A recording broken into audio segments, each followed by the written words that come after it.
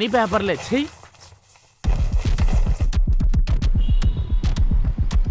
అన్నా ఇది నీదేనా? ఏంటిది? మంచి ఆఫర్ అన్నా, 1,80,000 నెలకి. సూపర్ అన్నా. ఆఫరా?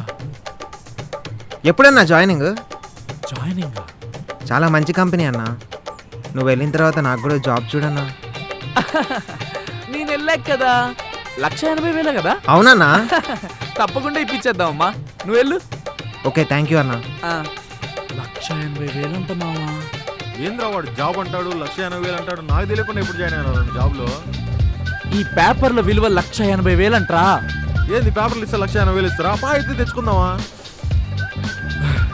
ఈ పేపర్లు మనం ఒక కంపెనీలో ఇచ్చి ఆ కంపెనీలో మనం పనిచేస్తే 1,80,000 రూపాయలు జీతంగా ఇస్తారంట్రా.